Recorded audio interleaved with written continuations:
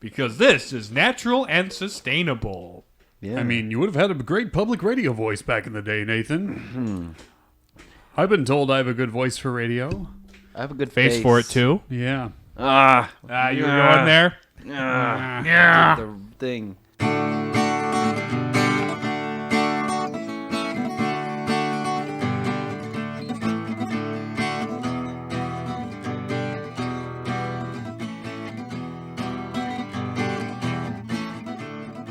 Hang on, I have to do this. Don't ASMR on my podcast. I've had to listen to so many beer commercials today. Don't even get me started. Well, Someone give me a glass where I can pour it in and go. Oh, I hate that. And then make so everybody much. listening to Like the I love the episode. sound of it in real life, but like on like audio like that, It's just like, now I gotta pee. like Stop. the like the Leinenkugel ad on Spotify. I'm calling it out. As much as I love a Liney every now and again, that commercial just makes me insane. Makes you not want to do lines. See, it gives me line. it gives me Lyme's disease. That clip. Yes. Yeah. No, it's not fun. I intend to compile a list of slappable offenses, and ASMR is like the most severe penalty inducing. Like an eternity of slaps is unironic. Unironic ASMR. Although I have like mentioned to you that it could easily backfire if they have access to a microphone while they're getting slapped. Well, right. There's an audience for listening to that. But they're too. just multiplying their offenses at this point. So I was thinking about the audible sweat beads coming down the glass. Those audible would be good. sweat beads. That sounds so weird. Oh no! What did you do? I gotta get my book open. What have you done? What if you did? I don't know if this date is right, but we're just gonna go with it. Well, we have John back here, guys, because Riley is all silenced at the moment. Hello. Hello. Hello. I'm Mr. Frog. Hello. Hello. I'm Mr. Funny. I'm going to tell a joke now. I haven't showed you Mr. Frog, have I? No. The Smiling Friends episode? Can you put it on? Well, it's like a podcast? whole like 15-minute episode. Oh, we should definitely put that on the podcast. Hi, Mr. Frog. This is my show. I love you. I also love the other Smiling Friends episode where there's a character who's literally just Bilbo from the animated Rankin Bass Hobbit, which is like such a weirdly specific thing to parody. It's like a full... But they do it so perfectly, and it's like, dude, I kind of love it. It's the guy who did Australian Rick and Morty and Psychic Pebbles did a cartoon on Adult Swim together. Australian Rick and Morty? Yeah. Gonna go to Bindigo Morty. Oh, that Green one. Cube. Yeah, that video. They did a show together about these people who go around and their job is to make people smile, and it gets They're like pretty an crazy. agency. Yeah, it gets pretty wild. It's funny because like there's a whole season, but like it would take an hour to watch all the episodes because they're only like 10, 15 minutes long. And it's each. like one of the only instances where I've seen internet humor translate into a like long form show format, and it actually works. Yep. Because it's made by people who actually get the internet's style of humor. The Mr. Frog episode where he talks like this, hello, that is about basically a canceled celebrity who, like, every time they try to rehabilitate his image, he just makes things worse. By like saying It's something pretty- stupidly racist. Well, he's or got like all whatever. this nervous energy, and he's like sort of tweaking out too. It's pretty great. We'll have to watch it sometime. It's pretty fun. Yes.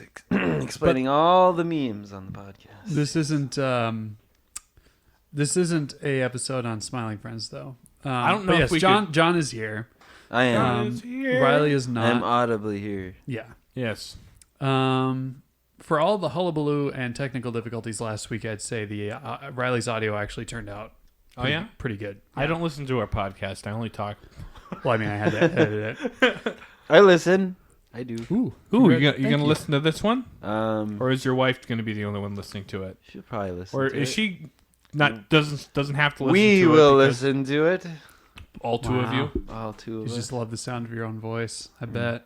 Yeah. Well, I didn't listen to the last one I was in, so. Oh, yeah. Fair enough. I did try to help you out with the edit, but Now we're acknowledging it on the podcast. well, you brought it up. I wasn't going to say anything.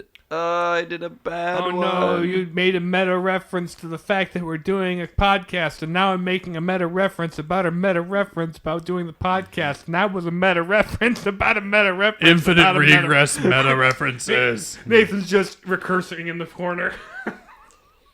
Yeah. Nathan pointed the meta camcorder at the meta TV that it was attached to, and it just went on for eternity. Oh, thank you, Zuckerberg. We had an old camcorder that we could plug into the TV to watch the old videos on the cassette tapes. The old video. And you could also put it on live view, which, of course, is how I discovered the whole. You point a camera at a monitor, and it just goes on infinitely, like when you point two mirrors at each other.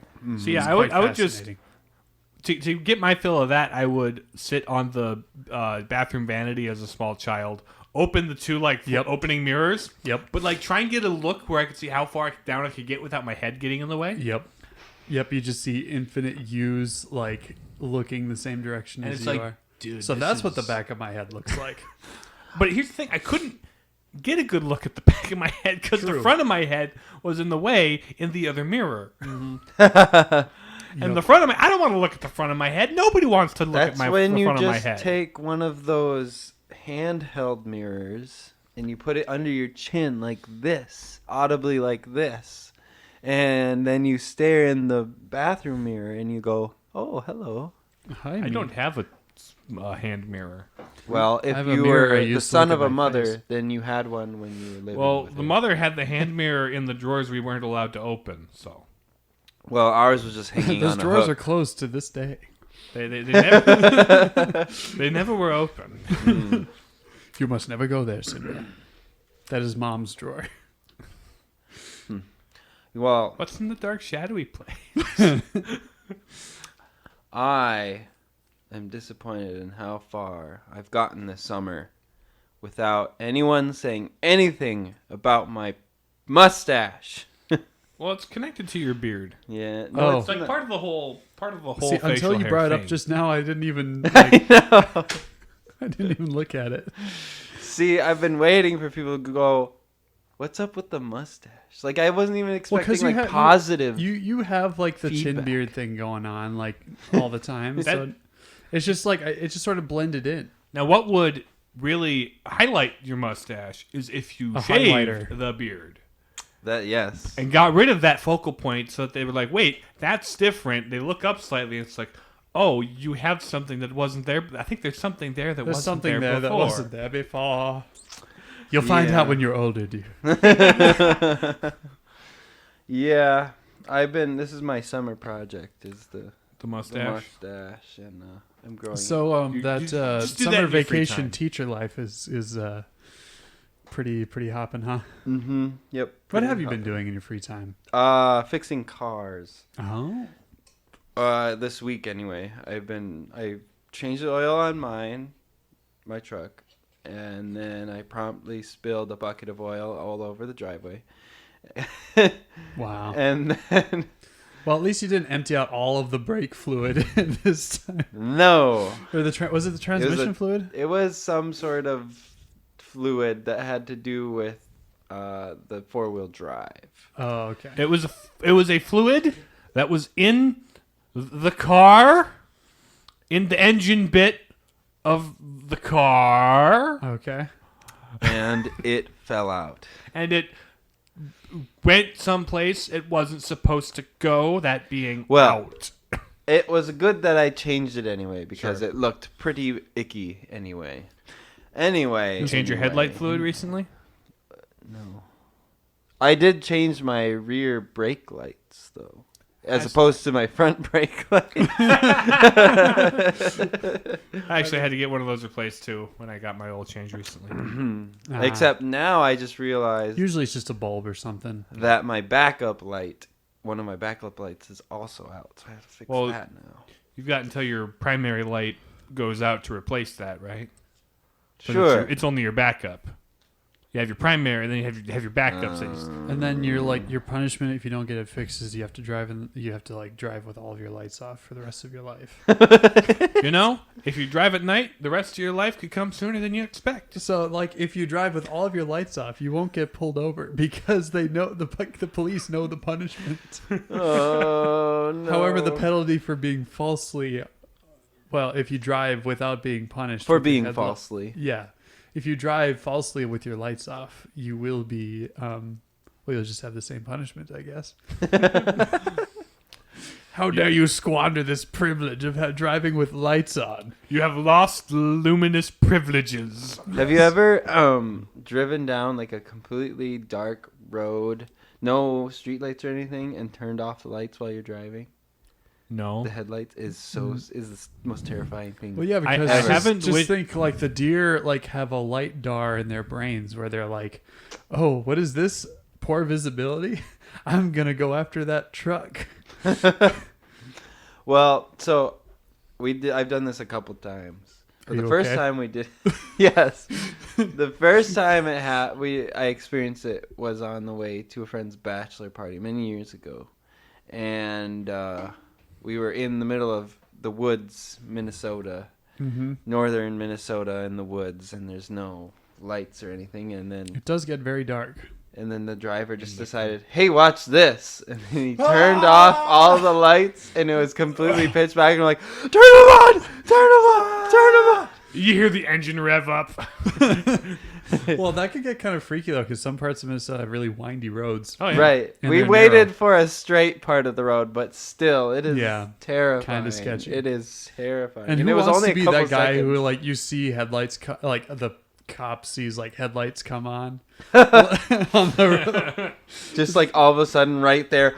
I don't think he would even pull you over. He would just like probably be stunned like a deer. Like, what the heck just happened? I did like drive almost all the way to work once when I worked really in Detroit Lakes without turning my headlights on, and this was during the winter before the sun was up before I got to work, because it was like maybe 5:30, 6 in the morning. There was just enough streetlights on the county road from my parents' house, and I had it memorized anyway. Mm-hmm. But I got into town and I was like, wait a minute, my headlights aren't on. How the heck did I do that? Oops.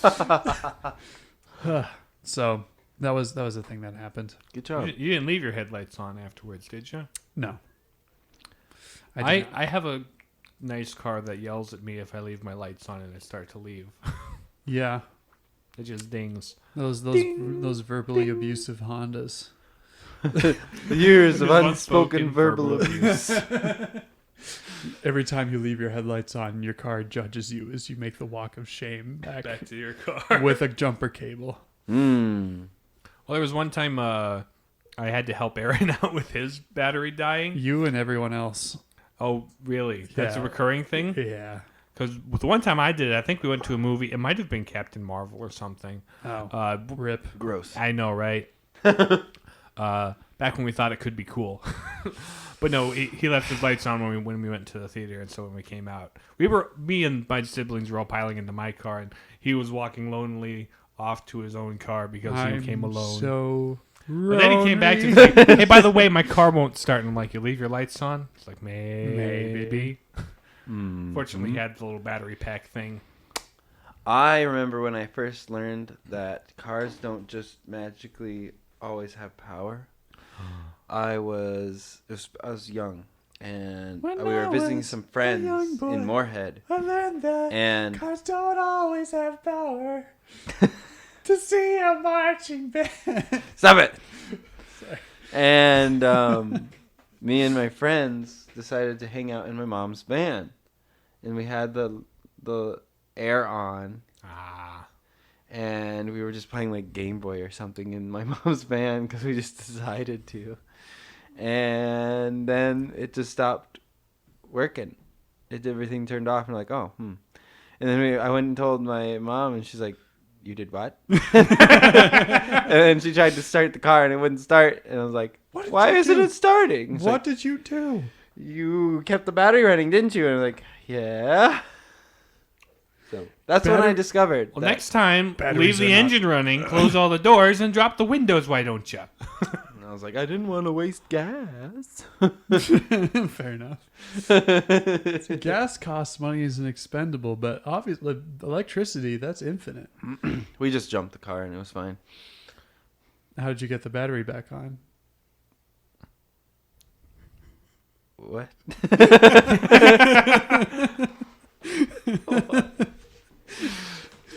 What? Speaking of jumping, we're the Palladium Papists. I'm James. I'm Nathan. I'm John. What are we talking about today, John? What episode type do we have today? We have a super serial. Da, da, da, da. Whoa. And it is on the Mysterious Benedict Society.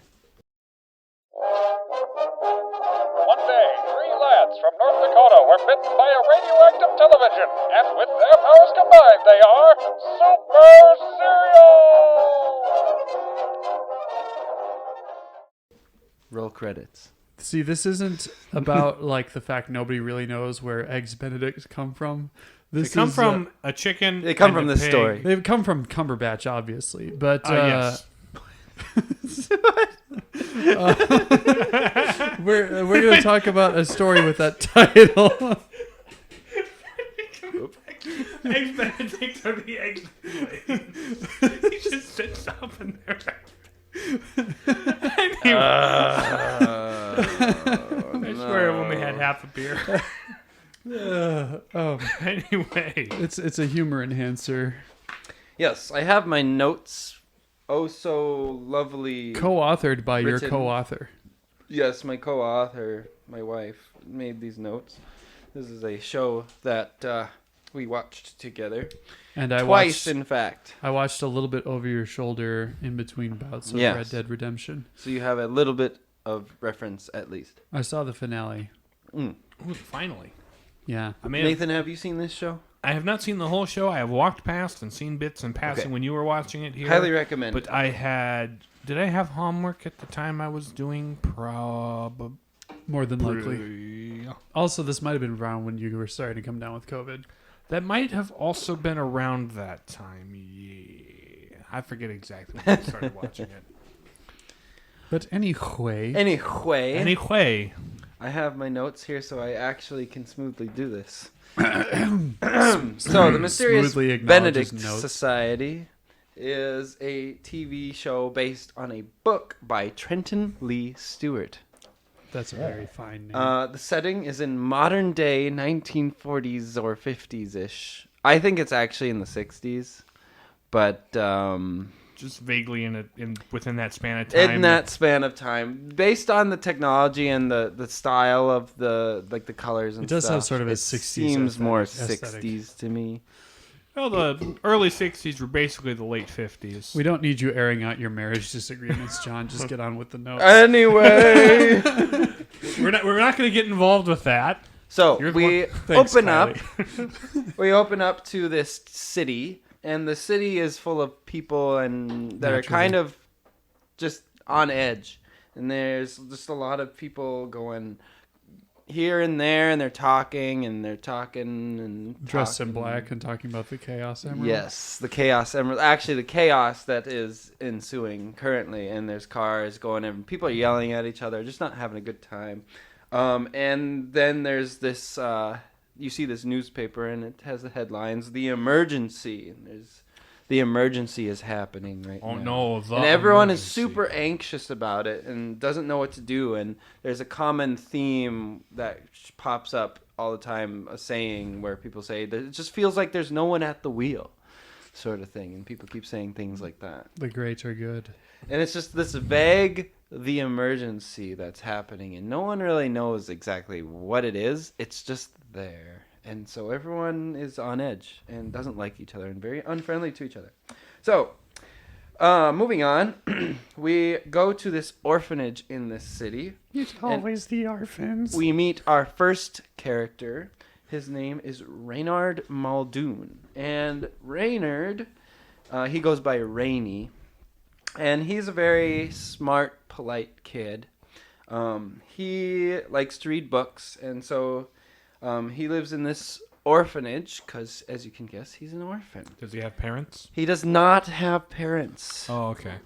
If you can, I needed that imagine clarification. It. Yes. Biologically, yes. Currently, no. He didn't just generate into being. So anyway, he likes to read books and stuff, and he's read the entire library in the orphanage, which is it pans over to this one bookshelf full of a few books.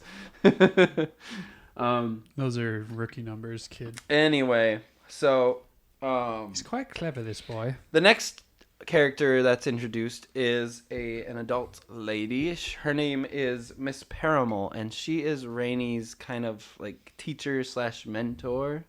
And she's taken special interest in Rainy as a student because he is exceptionally smart, and he's also very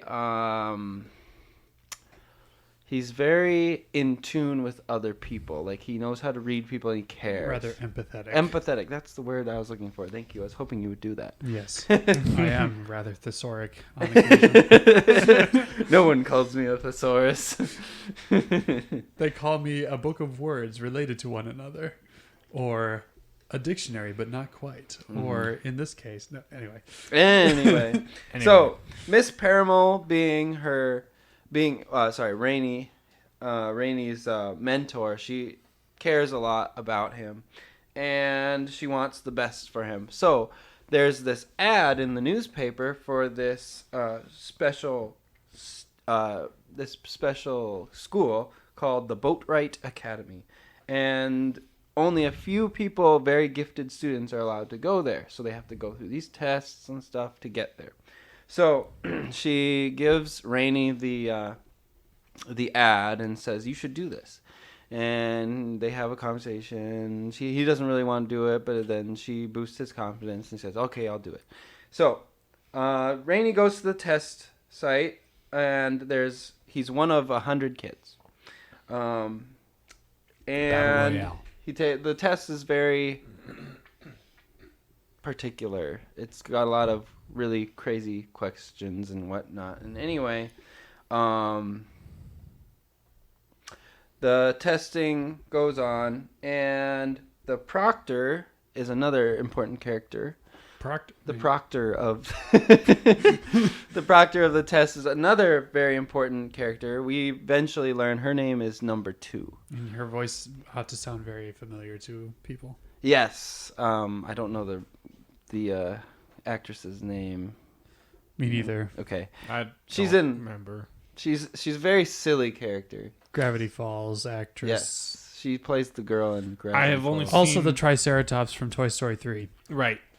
That's that's the thing I've seen. Yep. Yes, Trixie. Anyway. Should watch Gravity Falls at some point. Deep cuts. Anyway. She's also in My Spy, but that's kind of a dumb movie. Anyway. So, number 2 is her name, and she dresses up in yellow and brown like a number 2 pencil. Or like a number 2 and yes. number 1. So anyway, she's proctoring the test, and Rainy is the only one who passes the test out of 100 kids. He's the only one. Wow. So then he moves on Must to be a the protagonist. next test. And in the next test, before the next test, number 2 tells everybody, being Rainy, to when you attend the next test, make sure you bring 1 pencil and 1 eraser, and that's it. That's all you're allowed to bring. And so he shows up to the next test, and there's this African lady who shows up, and she drops her pencil down a storm grate, and then he selflessly breaks his pencil and gives her the eraser other half? pencil. No, he gives her the pointy end. Okay. And then, because he was also told that there will be a pencil sharpener at the test. Right. So he's like, okay, I'll keep the eraser end, and you can have the pointy end because you have your eraser. So anyway, he gets to the second test, and awkwardly sharpens his pencil with a not very good pencil sharpener. Anyway, moving on. So he passes the next test. He's the only one who passes the next test. And then there's also he's told to wait, and he waits for probably about 4 hours in the classroom, and eventually, a few other kids come in. One of which is George Washington, not the president. Oh, But that's his name. So that's his name. George Washington is also known as Sticky. His nickname is Sticky, and that's what he mostly goes by. He's Sticky because everything sticks in his brain. He has a photographic memory. aha. And so that's why he passed the test, because he knows a lot. The next character is Kate Weatherall, and she is an adventurous girl who left the circus. She's also an orphan, and she left the orphanage to go to join the circus. And then she heard about this test and decided she wanted to do it just because. Kate also always carries a bucket around. She has a red bucket attached to her belt, and it's basically her utility bucket. So she's always prepared. And so she's one of the other two that passed the test. And then there's two other characters, a boy and a girl, whose names I can't remember, but they're not important characters. They're just two that passed the test. Anyway, so they find out that the African lady who drops her pencil was also in the other tests, and it turns out that she was part of the test. And they were also the ones that helped her. It was a general empathy test. Yes. Which was the real test, one might Right. suspect. Right. Anyway, so moving on, they have one last test for the 5 of them. They break a pool cue and they hand them to the children and say, We're going to have tryouts. Right. And so they get to the last test. And the last tests, well, it's a series of tests, but it's more like a physical test. okay. So they get to this room and it says, no, you have to get to the other side of the room without touching any white or black squares. And it's all checkered white and black in the room, except for a few red squares that are very distant apart that are hard to get to. Turns out the squares weren't actually squares. They were slight rectangles. But everyone has their own way of getting across. Some on their hands and knees because you can't walk on it. Some jump because they're really physically adept. And then like Rainey, for instance, just walked across because he realized, he looked at them and said, those aren't squares.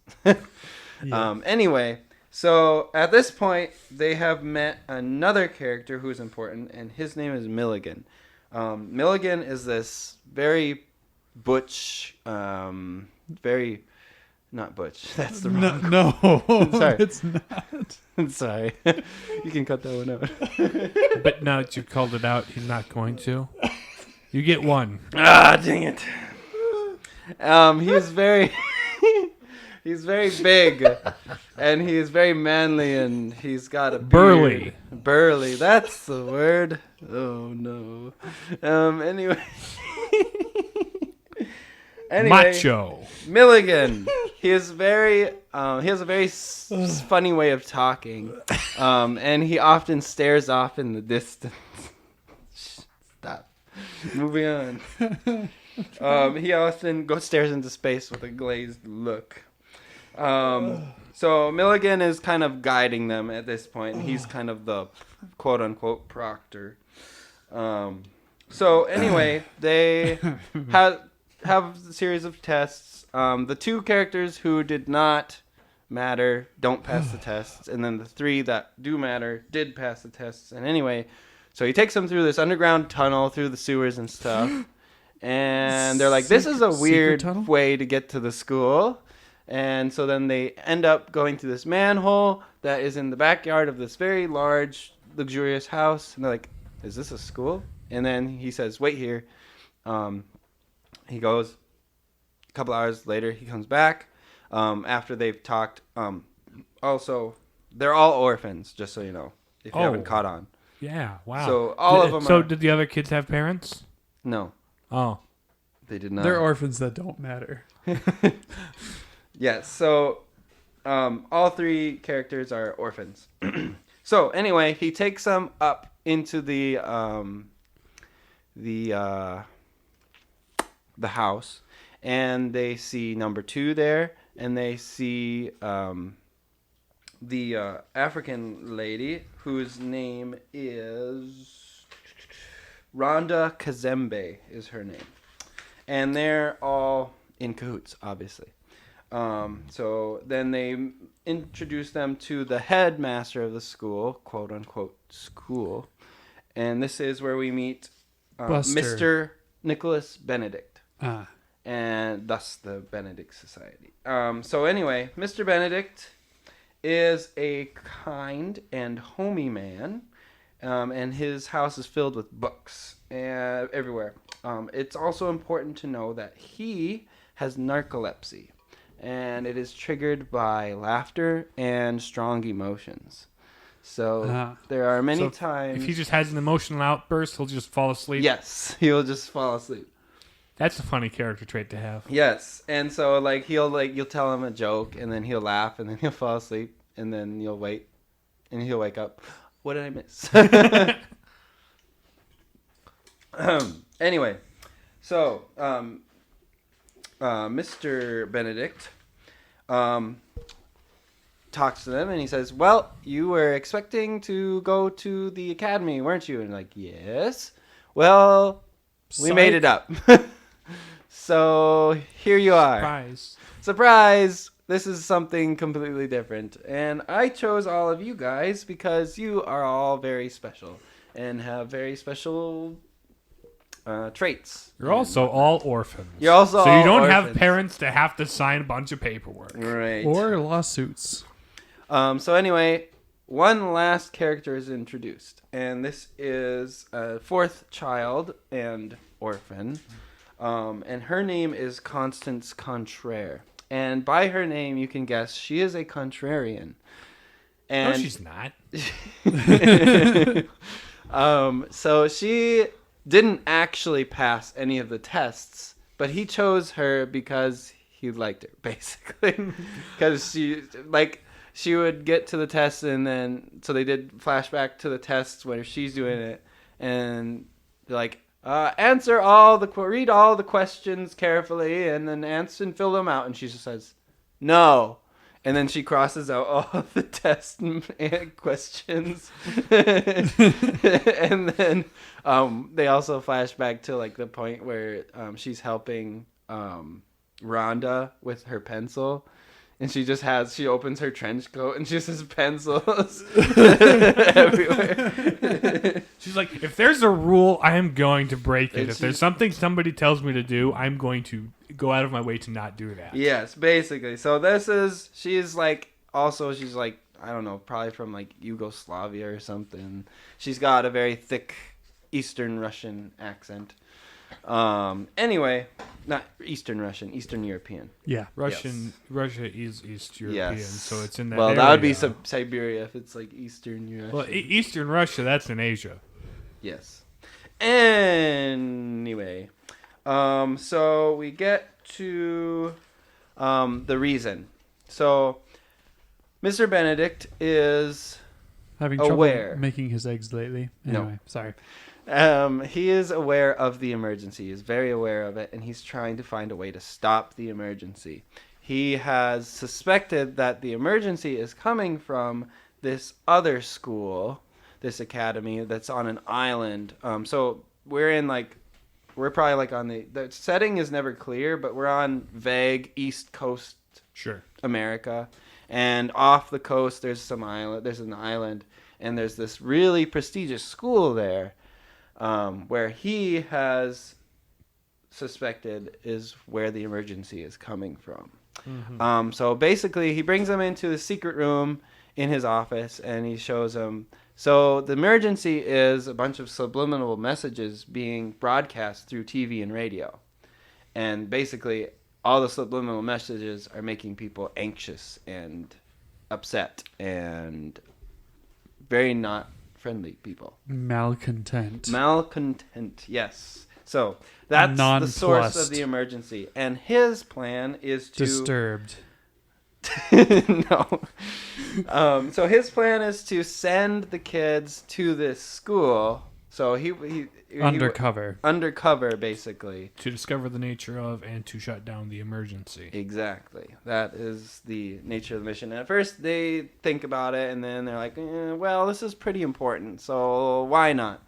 So anyway, while they're talking about it, the house is under attack by some vague bad guys. Vague bad guys. And so they have to escape. And Also known as vagabonds. Yes.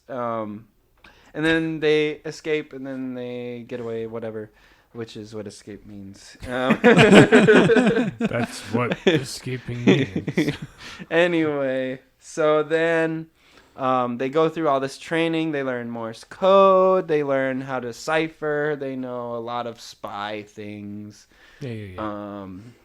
And then eventually, when they're ready, they are sent to the academy. So, the academy on the island. And so Milligan takes them in a car to the harbor where they go to the academy. Go to the boat.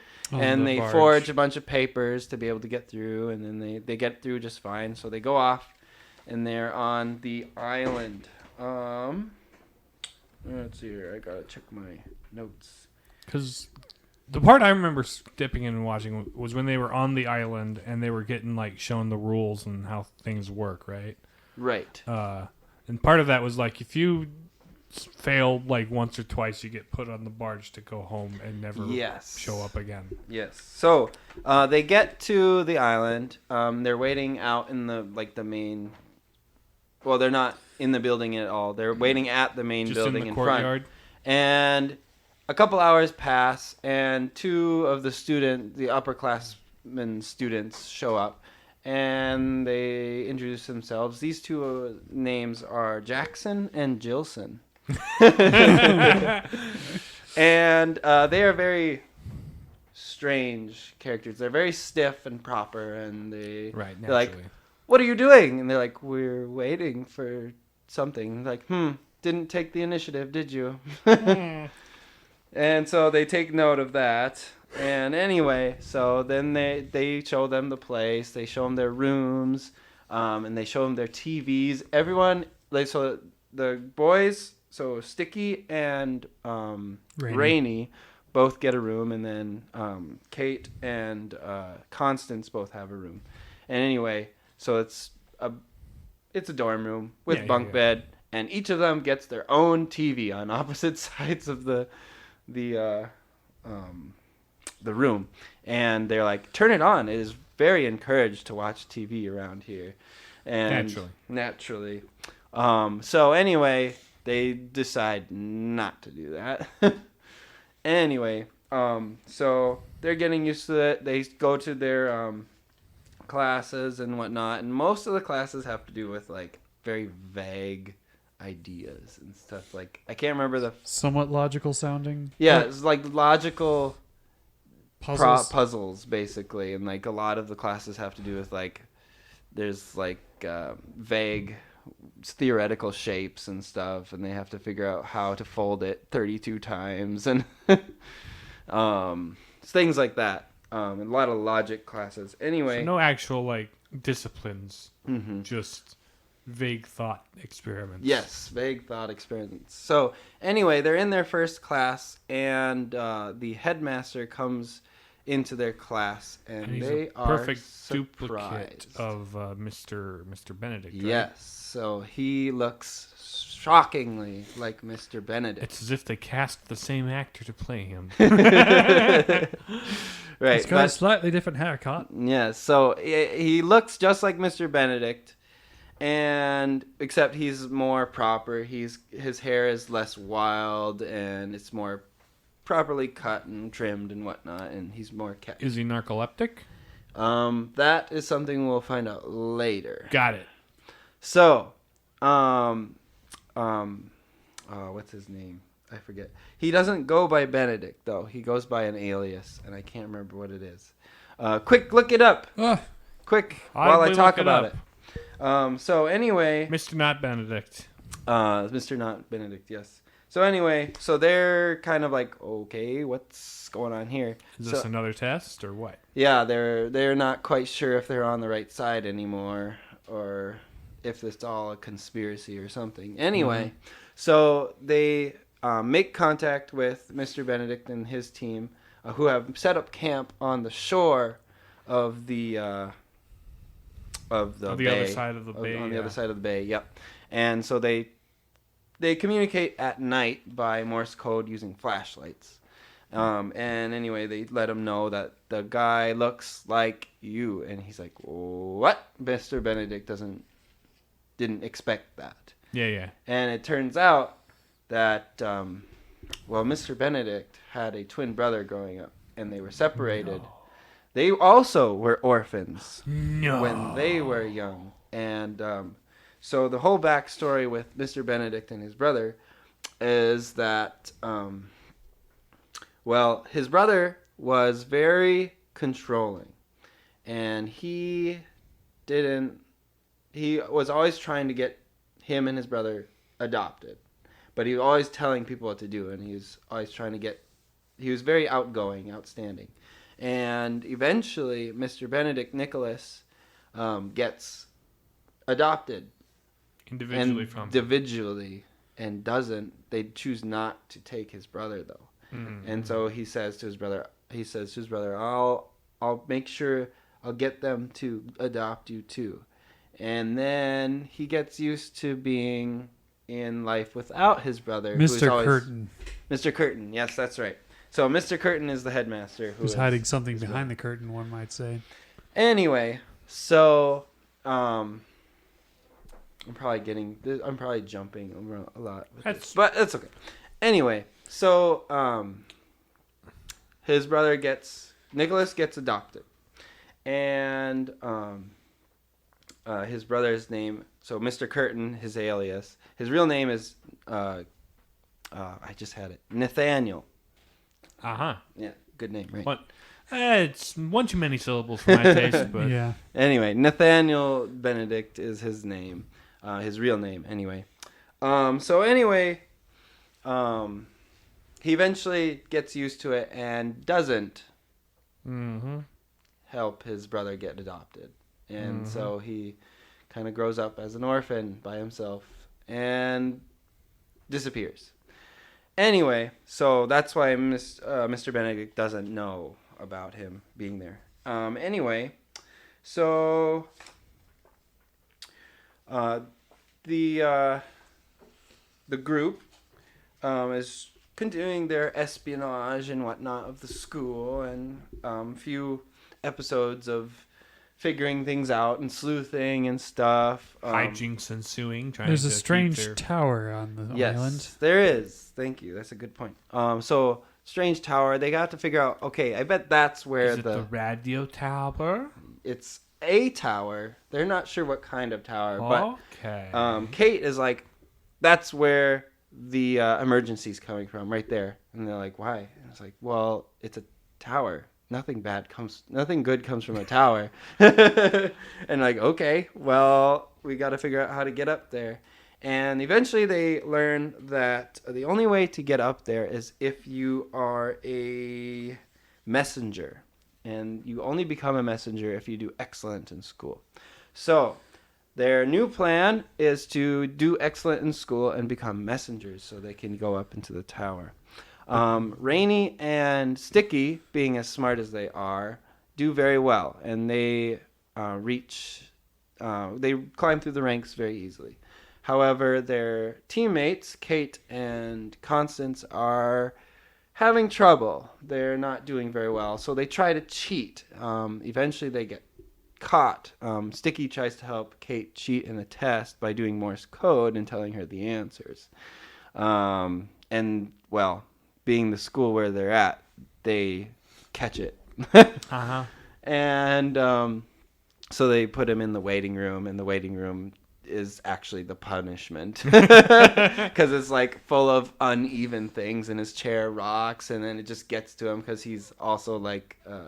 he's very OCD. OCD, right? And so it drives him nuts, and like It felt like hours to him, and it was only like 5 minutes. And so anyway, so that was his punishment. But then he's like, he's sent into Mr. Curtin's office, and he was. Mr. Curtin tries to tell him who the other person he was cheating was with, but he doesn't tell, and so he lets him go because he likes that he's loyal.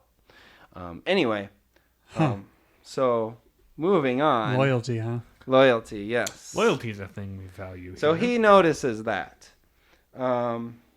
Anyway, so eventually, what happens to the students who don't do well is they get barged, and if you get barged, that means you're gone. You're out of the school. Goodbye. You get voted off the island. You get voted off the island. So Kate eventually does so poorly that she gets barged.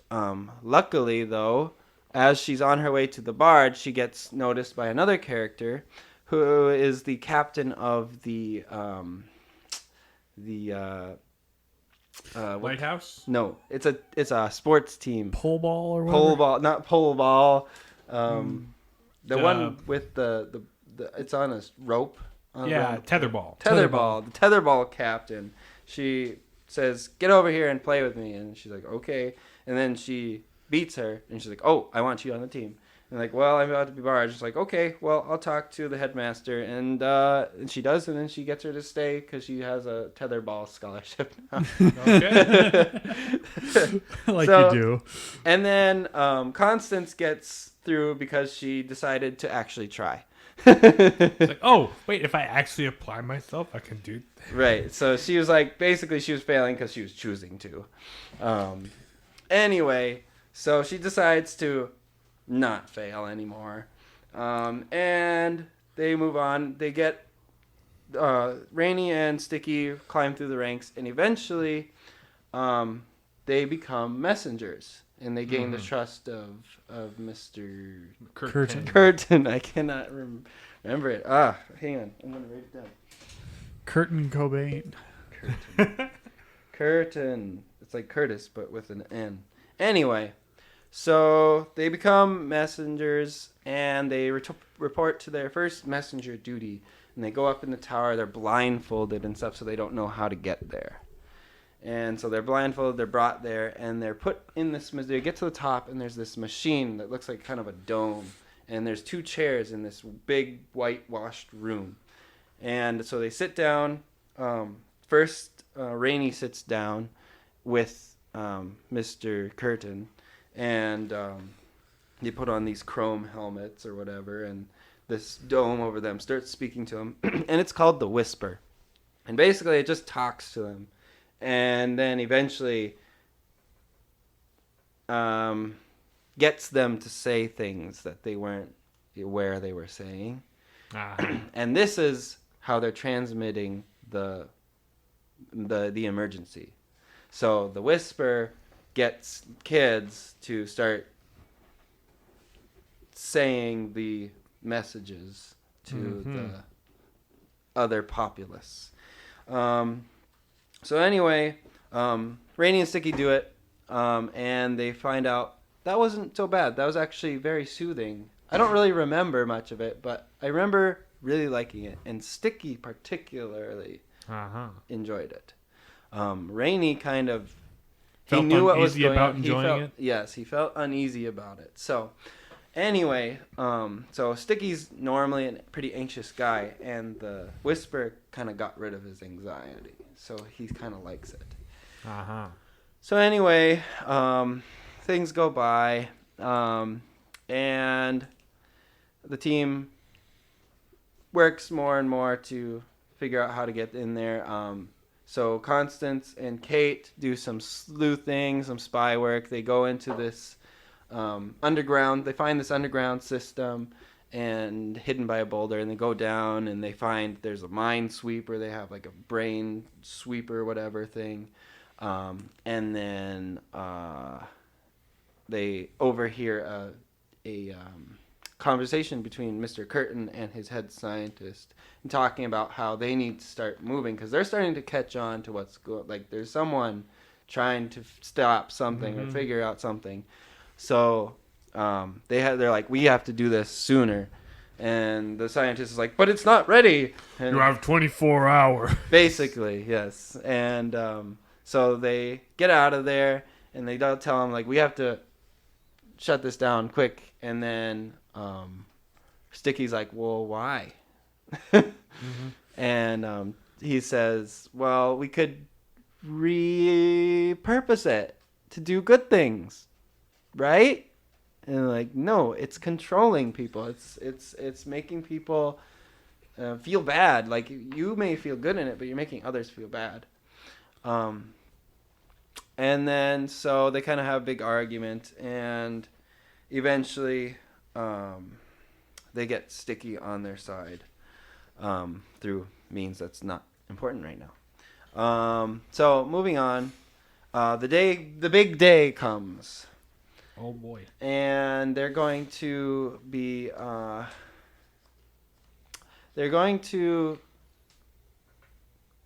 Mr. Curtin has chosen Sticky to be the person who does what's called the improvement. And the improvement is supposed to make the emergency better. It's going to solve the emergency. And basically what it's going to do is it's going to rid everybody of the burden of choice. And sure. So they do a test drive with Sticky. And another thing I forgot to mention. So meanwhile, while all this is happening, Constance continuously starts hearing voices in her head of the Whisper. Like, she's not really, because it's broadcast through TVs, but she's picking it up in her brain. Which is interesting. So eventually she hears Sticky in her head when he's in the Whisper. And so she gets on his bad side, and she's like, you drank the Kool-Aid. And he's like, no. And anyway, Shut up. So they do a test run with Sticky where the first step of the improvement, and he makes everybody in the town across the bay go buy blue berets. So everyone in town is wearing blue beret now. I see. And they realize, wait, this is way worse than just making people feel anxious. They want to brainwash these people and make them their slaves. So anyway, so then the next day is the actual big day, where they're actually going to unveil the improvement and whatnot. And so they got Sticky on their side again. And so Sticky goes up, and they have a big plan to stop it. And Kate's like, well, I'll pour acid on the machine. Like, what? No, that's a stupid idea. Don't do that. And then Constance's like, we'll pour it on his feet. Wants to go after Mr. Curtin. Yes. Anyway, so they don't actually do that because they couldn't find any. But so they do. Sticky and Rainy. Sticky goes up first, and he has to stall for time. Kate is going to scale the tower using her bucket, a Batman bucket, basically. Yep. And so while he's stalling, and the adults come to help out, right? Right. Also, yeah, Milligan built a submarine that goes across the bay, and eventually, after a lot of trial and error and sinking and not sinking, he gets there and is helping out and whatnot. And anyway, so Sticky is stalling, so he has an eidetic memory, but so the machine is telling him like codes to say, and then he purposefully gets them slightly wrong, and and he's like, sorry, I'm just anxious, and Mr. Curtin's like, no, you're not. Stop. And eventually, so as they're trying to figure out, he says, I'm going to get your I'm calling your replacement, but I want you to do this. I want this for you, because he can actually meld with the Whisper the best. So he really wants Sticky to do it, but if he doesn't, he'll get a replacement. Anyway, so he's doing that, trying to figure that out, and Kate and Constance scale the wall. Rainey gets up through the elevator. And they all show up in the top of the tower together. And Mr. Curtin's like, oh, great. I should have seen this coming. Anyway, so they're all in the room. They're trying to stall him and stop him. And so they came up with this plan earlier to tell him. Rainey was like, I'm going to tell him a joke. And when because he since he's Mr. Benedict's twin, he probably has narcolepsy too. And so if I get him to laugh, he'll fall asleep, and then we can destroy the machine. So anyway, he tells him some jokes, and then he finds one really funny, and he laughs for a really long time, but he doesn't fall asleep. And they're like, oh, shoot, it didn't work. And so eventually they're just talking with him, and Rainey says, you don't have to do this. You're better than this. You're a good person. And he's like, I think I'm a good person too. That's how this works. I don't think I'm evil. Yeah. And anyway, so then he gets to him, like Makes him angry. Makes him angry. Not so much angry though. He talks about his inner life, and he said, and then he ends up getting talking vulnerable with Rainey, and then he falls asleep. So it's his trigger is not emotion, it's vulnerability. And so he falls asleep, and they quickly try to destroy the machine. They can't figure it out. And Constance says, I'll do it. And then she goes and sits down in the chair, puts on the helmet. Contrarian. The contrarian. And so the starts arguing with the machine, right? Yeah, basically. So the machine's like, how are you? No. What? What's your favorite color? No. No is not a color. No is a color. And so then she starts making it frustrated. Then she just basically starts asking her more questions. She says, okay, repeat the sequence. And then she just sits there. Did you get it?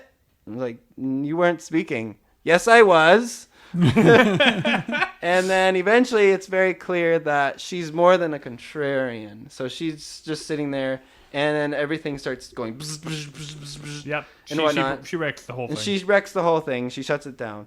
Turns out she's psychic.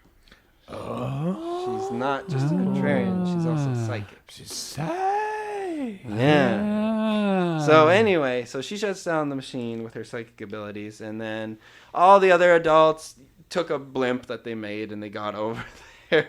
And then they go up the tower and whatnot, and they say, congrats, you did it, and whatnot. And then Mr.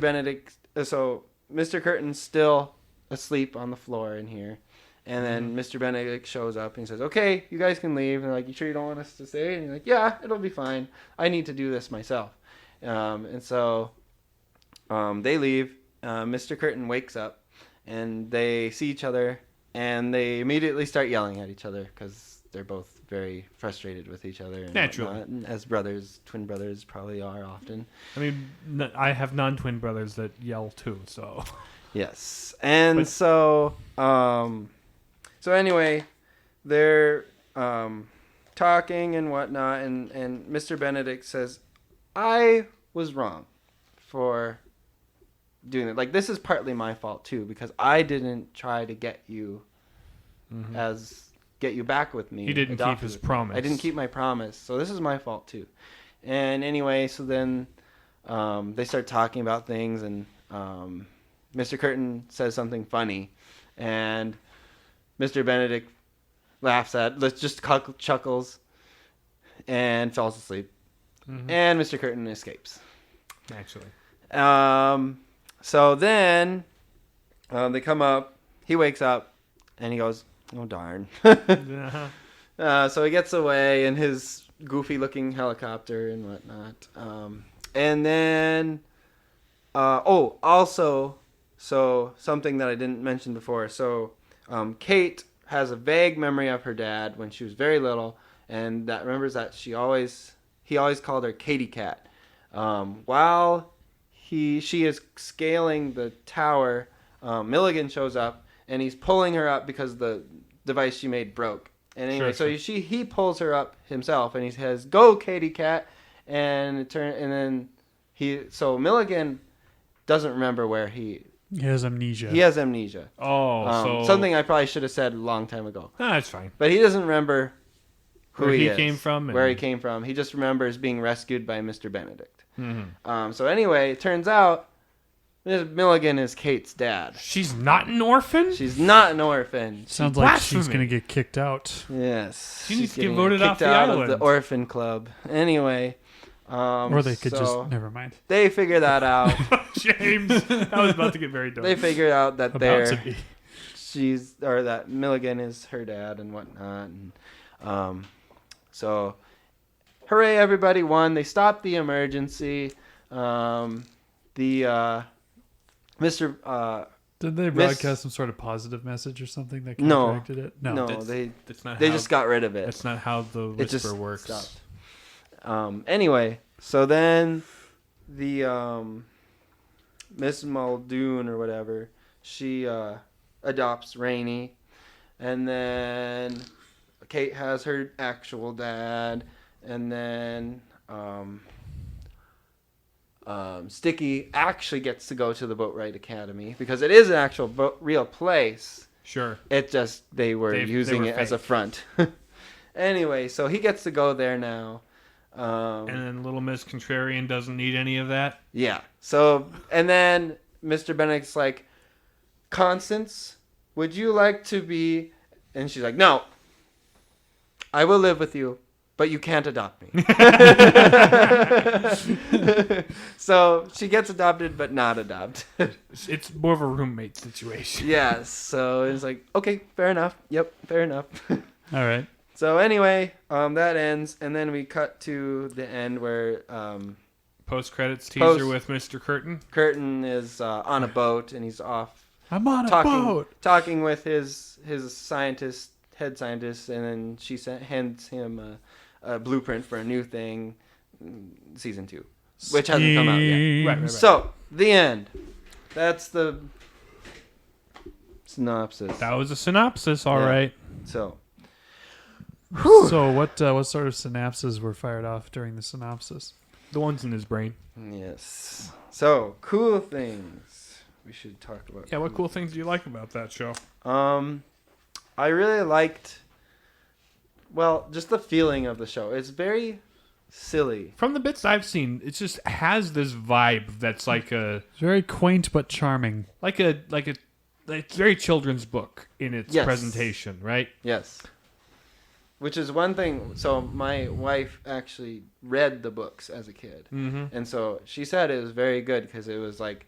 It captured that vibe. It was very thorough in just like the books. In reflecting the books. So anyway, I just like how goofy it is. It's like everything's goofy. It's not apologetically so. Like number 2 always dresses up like a pencil. And then... she has all these skills that you wouldn't suspect her to have. She's a woodworker, so when they run off when their regular house is compromised, they go off to the coast and they find a secluded place in the woods, and then she just quickly builds a 2-story cabin next to the I'll build us some shelter. Ocean. I'll make some shelter for us. All right. Oh, good job. And so she just builds a fancy cabin and whatnot. And then Milligan is very woodsy. He just knows everything about, he can tell you every little bit about the plant that he almost stepped on and whatnot. And he also is a master chef. You can tell because it's the way it is. Mm-hmm. Yeah. Or no, number 2 is a master chef, and and then Rhonda's, she's a master of disguise. Oh. That's her thing. And anyway, so Everyone's really smart And talented. and talented. All the good guys are anyway. All the good guys. Well, even the bad guys Oh are. yeah, the bad guys. Because, I mean, Mr. Curtin is a master of manipulation. There's some fun scenes where like you're not sure if like he's onto them or not. Mm-hmm. Some tension there. Right. Mm-hmm. Yeah. Other cool things I like. Yeah, it's just fun to watch. You know? It's just And like something you have the to Buster from Arrested Development is both one of the protagonists and the antagonist. Yes. So, yeah. I was gonna bring up the theme song vibes, but that's Yes, more the of a theme beauty song thing. is slaps. Anyway, James, did you have anything? Well, I mean that mostly covers what I saw, which was like a fair piece of it. So I feel like I got the key points. But yeah, it was overall just very enjoyable, like pleasant to watch. It's very pleasant. It's a very wholesome. Of all the things Disney's been making recently, this is probably the best, It's very wholesome. in my opinion. Yeah, it's pretty good. I liked it. Should we get into our analysis? Yes. Probably about Truth. that time. What are some truths in the Mysterious Benedict Society? I wrote them down ahead of time. So, Wow. truth You number came 1: prepared. controlling people is bad. Control. Don't do it. Don't do it. Don't do it. Don't do it. If you have a tragic past where your brother didn't help you get adopted, you shouldn't take it out on other people and try to control their brains. So those of you passed up adoptees out there, you know who you are. Yeah. but it's interesting how he starts by like sending messages of like worry and stuff and disquiet, right? And his solution to be like, well, we can get rid of the emergency if you don't have anything to worry about because you just do what I tell you to do. Yeah. His big thing was It's quite choice. salient. He was like, society would be so much better if there weren't as many choices. And you know what? It would be a lot more harmonious. He is correct, but then you lose the point of people having free will in the first place. Because people obviously should have, like that couple should have obviously chosen him over his brother because he was way better at everything. Right, but they didn't because they didn't like how loud he was. Yep. Yeah, so they chose his brother because they're like, oh, we heard you like reading. Which is basically why he got adopted. Yep. And, yeah. Also, people make mistakes. Yep. Yeah. Dumb life-changing ones sometimes. Yeah, like Mr. Benedict. He made a big mistake, and it led to turning his brother into a supervillain. Pretty more much. or less. Yeah, so he there's a lot of... But he also does his best to make up for the mistake when he learns it's partly his fault. Mm-hmm. Yeah. So, a lot of people take up responsibility in this for their mistakes. I think, well, I suppose that kind of goes into goodness, but... Right, but... We can do goodness if that's all mainly what we... Anyone else for truth? Eh. Well, I am in favor of truth, James. Huh? I'm in favor of truth. Well, I like truth too. You don't have a monopoly on the truth train. I thought it was interesting. When was this book written, do you suppose? I don't know. Because Because probably 60s. fairly recent. I The feel- last 2 decades. It feels like it within Old the enough last for 2 decades. for Faith to have read it as a child, but not like super old. Yeah, I don't think it's super old. My point Probably is the same era of like series of unfortunate events to be, for example. Point is the emergency is kind of reflective of current internet culture in a lot of ways. Where it's just like things are being broadcasted to everybody by all the people, and nobody's happy anymore about it. Mm-hmm. And everybody feels helpless. It's like, dude, Mr. Curtin just invented Twitter. Yeah. Subliminal Twitter. Twitter wasn't subliminal to begin with.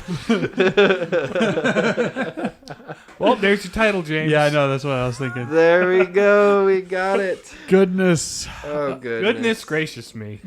So, yeah. Reconciliation was a theme in this where people recognize what they did and they were sorry for it.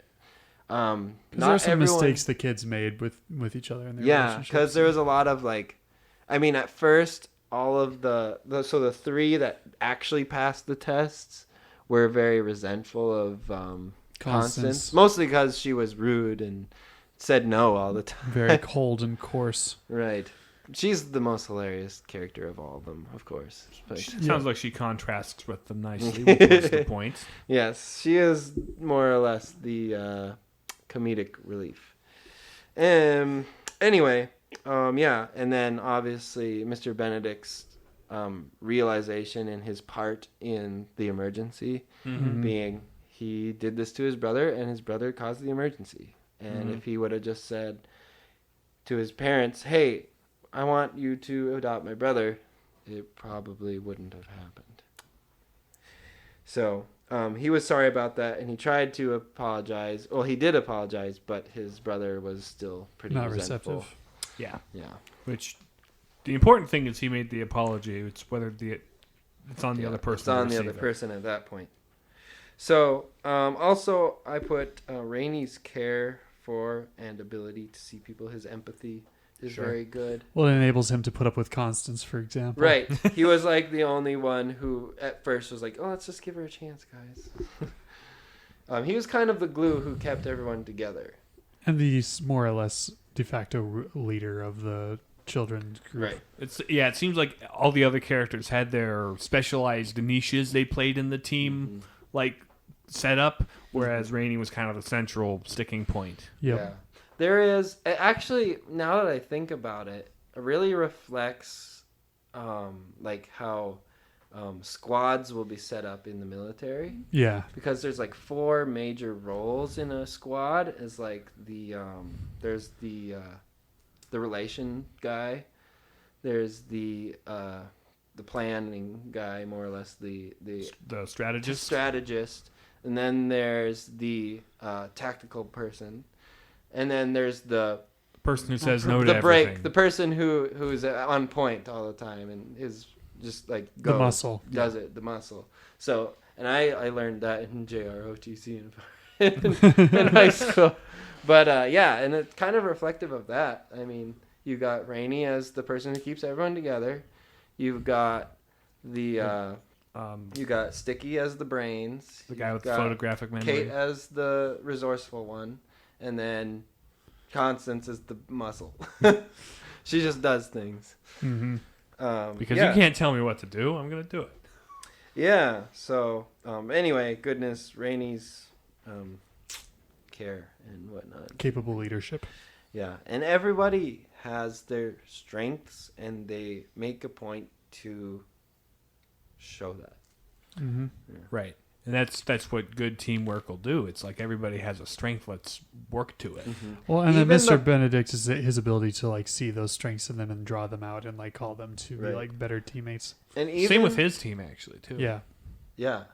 And even the even the bad guys it makes a point to show their strengths too, that they have. Yep. It's like these are people who think they're doing good things and are doing good work, working well together. Yeah. I suppose Mr. Benedict and Mr. Curtin each have the ability to get people to do things. One is able to do it through drawing out people's strengths and their abilities, and Mr. Curtin and just sheer force of will. Manipulating. Yeah. He does a lot of it also in the show they do like a little backstory on him. He studied a lot of like psychoanalytics and whatnot as in college and whatnot. So it's interesting how he's like the manipulator is the guy who, when you get into his core emotions, he shuts down. Yep. Whereas the guy who's more inviting and intellectual and more just pleasant has like shuts down when he's enjoying company. Right. Exactly. Yeah, he will just like be sitting at dinner, and then he'll be like get flustered about something, and then just fall asleep on his food. Comes back. Yes. Anyway, audibly pretending to eat food. Anyway, Beauty, yes. The show is aesthetically pleasing. It is aesthetically Very well shot, set design, world Everything building. is like pastel colors, very 60s. Yeah, because 60s. Because 60s. But that's not. That's the A difference. lot of oranges mixed with Yellows earth and tones teals and greens. Odd contrasting colors. blue and yellow. Yeah. Yeah. Although I think those are complementary colors. Oh, yeah, well, blue and yellow are complementary. Yes. Blue and orange are contrasting. Yes. Mm-hmm. Because it's about where they are in relation to one another on the color wheel. Yep. Especially blue and red. Have you ever put blue and red next to each other and you just stare at it and it starts to flash at you? No? You should Does try the it. blue and red tell you anything, John? What does the blue and red make you anxious? Does it Don't tell you to talk about hurt it. people? It doesn't like to be talked about. Yeah. Blue and red Also, like good emergency theme song. lights? Good theme song. What? Like emergency lights? Blue and red? There's an Wee emergency, woo, wee John? woo, wee woo. Are you hearing something we're not? I'm audibly staring into the distance. Yeah. It's a good show. Should take time to watch it at some point then. You Yeah. should. Now that I've spoiled it for you. Yeah, now that you said it's whatever. Well, it's only season 1 after all. Yes. Right. Season Then 2 I might be apparently invested gets for even better. Oh, According based to on my the wife. second book? Based off my wife's opinion of the second book. Nice. So, Cool. Unity, what brings everything together?